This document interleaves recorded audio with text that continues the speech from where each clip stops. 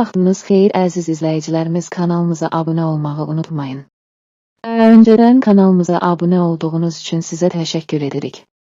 Mingəçevir şəhərində yerləşən və dövlət xətti ilə fəaliyyət göstərən tibbi müəssisələrdən birinə müraciət edən vətəndaşların narazılığı gündən-günə artır.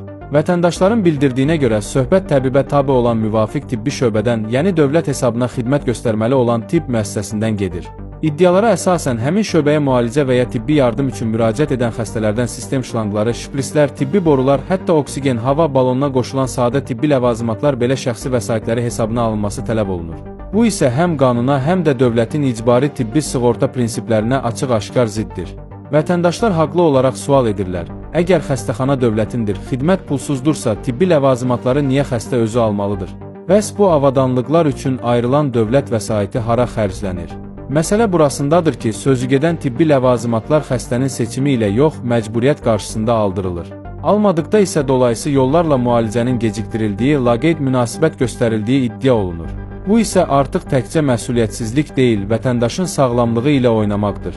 Bir tərəfdən rəsmi qurumlar pulsuz tibbi xidmət, icbari tibbi sığorta, dövlət təminatından danışır. Digər tərəfdən isə sadə vətəndaşlar xəstəxana qapısından aptekə, aptekdən bazara göndərilir. Bu faktlar təsdiqlənərsə ortaya çox ciddi suallar çıxır. Tibbi ləvazimatlar üçün ayrılan vəsait mənimsənilirmi? Yoxsa məsul şəxslər öz vəzifələrini yerinə yetirmir? Bu qanunsuzluqlara kim nəzarət etməlidir? Mingəçevir sakinləri aidiyyəti qurumlardan, Təbibdən, Səhiyyə Nazirliyindən və Baş Prokurorluqdan bu məsələ ilə bağlı təcili və obyektiv araşdırma aparılmasını tələb edirlər. Çünki söhbət təkcə şpris və şlanqdan yox, insan sağlamlığından və dövlətə olan inamdan gedir.